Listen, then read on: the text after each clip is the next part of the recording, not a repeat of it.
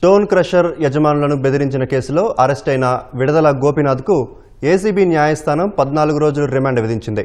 మరింత సమాచారం మా ప్రతినిధి జయప్రకాష్ను అడిగి తెలుసుకుందాం. జయప్రకాష్, గోపీనాథ్ రిమాండ్కు సంబంధించి మీ దగ్గరున్న తాజా సమాచారం ఏంటి? చందు, నిన్న తెల్లవారుజామున అంటే ఈరోజు తెల్లవారుజామున కోర్టు విడుదల గోపికి 14 రోజుల రిమాండ్ విధిస్తూ ఉత్తర్వులు జారీ చేసింది. ఈ వచ్చే నెల 8వ తేదీ వరకు రిమాండ్ విధించింది. ఆయన విజయవాడ జిల్లా జైలుకు తరలించారు. కేసు పూర్వపరాలు చూసుకున్నట్లయితే పల్నాడు జిల్లా ఎడ్లపాడులో ఉన్న శ్రీ లక్ష్మీ బాలాజీ స్టోన్ క్రషర్స్ యజమాని నుంచి ఆయన్ని బెదిరించి డబ్బులు వసూలు చేశారు. సుమారు 2.20 కోట్ల రూపాయలు వసూలు చేశారనే ఆరోపణలతోటి యజమాని ఇచ్చిన ఫిర్యాదు తోటి కేసు నమోదు చేశారు. ముందుగా ఇందులో ఐపీఎస్ అధికారి ఉండటంతో ఆయన విజిలెన్స్ ఎంక్వైరీ చేసి విజిలెన్స్ ఎంక్వైరీలో నిజమైన తర్వాత కేసు నమోదు చేశారు. కేసు నమోదు చేసిన తర్వాత ఈయన్ని అరెస్ట్ చేశారు. హైదరాబాద్ నుంచి ఇటు విజయవాడ తీసుకొచ్చి విజయవాడలో తాడేపల్లిలోని ఏసీబీ సెంట్రల్ యూనిట్ లో ఆయన విచారించారు. సాయంత్రం వరకు విచారించిన తర్వాత అక్కడకు వైద్య పరీక్షల నిమిత్తం తీసుకొని వెళ్ళి అనంతరం మళ్ళీ ఇటు కోర్టుకి తీసుకువచ్చారు. నిన్న తెల్లవారుజాము వరకు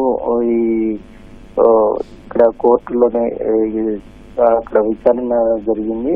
ఇందులో ప్రధానంగా ఈ మొదట చలపతిరావు అనే యజమానిని పిలిచి, మీరు కనుక ఈ స్టోన్ క్రషర్స్ ని రన్ చేసుకోవాలంటే, ఎటువంటి దాడులు ఇబ్బందులు లేకుండా రన్ చేసుకోవాలంటే ఖచ్చితంగా నగదు చెల్లించాలా అని మొదట పిఏ రామకృష్ణ వచ్చి చెప్పారు. ఆ తర్వాతే అనంతరం 6 రోజుల తర్వాత ఇటు ఐపీఎస్ అధికారి జాషువా, అప్పుడు విజిలెన్స్ ఎస్పీగా ఉన్నారు, ఆయన వెళ్లి బెదిరించడం, ఆ తర్వాత మరికొద్ది రోజులు ఆయన హడావుడిగా వచ్చి విజిలెన్స్ ఇక్కడ అంతా తనిఖీలు చేయాలి అని హడావుడిగా తనిఖీలు చేసి ఆ తర్వాత మీరు చాలా చెల్లించాలని బెదిరించడం, అనంతరం అక్కడ నుంచి 2 కోట్ల రూపాయలు ఎమ్మెల్యేకి, ఆ తర్వాత మిగతా 20 లక్షలు, చెరువు 10 లక్షలు గోపి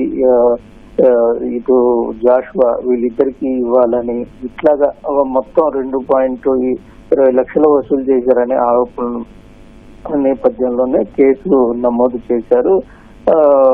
నిన్న దానికి సంబంధించి ఈయన చాలా ఇన్ఫ్లుయెన్స్ గల వ్యక్తి. ఇప్పటికే విజిలెన్స్ ఎంక్వైరీ పూర్తయింది. విజిలెన్స్ ఎంక్వైరీలో అధికారులు నగదు ముట్టినట్టు దానికి సంబంధించినటువంటి కొన్ని ఆధారాలు అదేవిధంగా విజిలెన్స్ ఎంక్వైరీలో కూడా తేలిన పక్షంలోనే వెంటనే ఐపీఎస్ అధికారిని అక్కడ సస్పెండ్ చేశారు. ఇప్పటికీ ప్రస్తుతం సస్పెన్షన్ లోనే ఉన్నారని కోర్టుకి తెలిపారు. ఇందులో ఉన్నటువంటి 4గురిలో 3 చాలా ఇన్ఫ్లుయెన్స్, ఒకళ్ళు ఐపీఎస్ అధికారి, ఇంకొకళ్ళు మాజీ మంత్రి మరిది ఇప్పుడు విడుదల గోపి, ఇతను కూడా నియోజకవర్గంలో మంత్రికి సంబంధించినటువంటి వ్యవహారాలన్నీ చూస్తూ ఉంటారు. వీళ్ళు కనుక బయటే ఉంటే ఈ కేసులో సాక్ష్యాలు తారుమారు చేయటం, అదేవిధంగా అసలు ఇందులో ఉన్నటువంటి మిగతా వాళ్ళని అరెస్ట్ చేసేందుకు, కేసు దర్యాప్తు చేసేందుకు కొంత ఆటంకం ఉంటుంది. ఖచ్చితంగా ఇందులో ఈ కేసు తీవ్రతను దృష్ట్యా ఖచ్చితంగా రిమాండ్ విధించాలని ఇటు ప్రాసిక్యూషన్ తరపు న్యాయవాది వాదనలు వినిపించారు. మరోవైపు ఇటు గోపి తరపున వాదనలలో ప్రధానంగా ఇది రాజకీయ ఉద్దేశంతో ఈ కేసు నమోదు చేశారు. ఎప్పుడో గతంలో జరిగిన కేసుకి ఇటీవల కేసు నమోదు చేయటం సరికాదు, ఇదంతా కావాలని చేశారు. ఇందులో ప్రమేయం లేదు, గోపి ప్రమేయం లేదు అని వాదనలు వినిపించారు. అయితే ఇరువురి వాదనలు పరిగణలోకి తీసుకున్నటువంటి న్యాయస్థానం రిమాండ్ విధిస్తూ విజయవాడ జిల్లా జైలుకి తరలిస్తూ ఆదేశాలు జారీ చేసింది సింధు. ధన్యవాదాలు జయప్రకాష్.